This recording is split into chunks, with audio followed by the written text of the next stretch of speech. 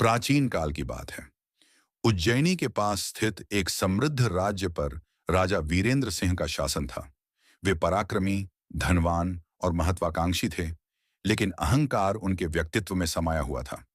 वे अपनी शक्ति पर गर्व करते थे और किसी की सलाह सुनना पसंद नहीं करते थे, चाहे वह ज्ञानी ही क्यों ना हो।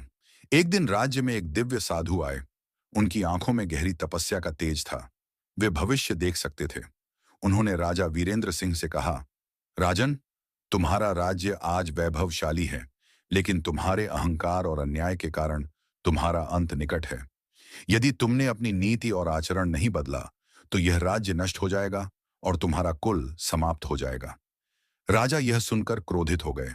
वे हंसते हुए बोले, साधु, मेरे पास अपार सेना, असीम संपत्ति और शक्तिशाली मित्र हैं। मुझे कोई हरा नहीं सकता। तुम्हारी बातें महज ढकोसला हैं।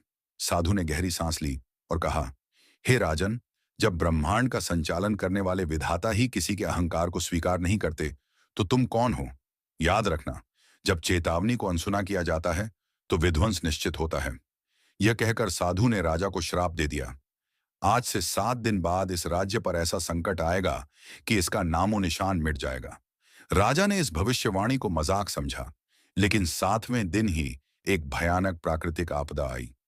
भूकंप और प्रलयंकारी बाढ़ ने पूरे राज्य को तहस नहस कर दिया। महल ध्वस्त हो गया, सेना नष्ट हो गई और राजा का पूरा वंश समाप्त हो गया। मरते समय राजा को एहसास हुआ कि उन्होंने एक ज्ञानी की चेतावनी को नजरअंदाज करके कितनी बड़ी भूल की थी। उनकी अंतिम श्वासों में केवल एक ही शब्द था, मैंने साधु की बात क्यों नहीं मानी। ये कहानी हमें सिखाती है कि हमें ज्ञानी और साधु संतों की चेतावनी को हल्के में नहीं लेना चाहिए।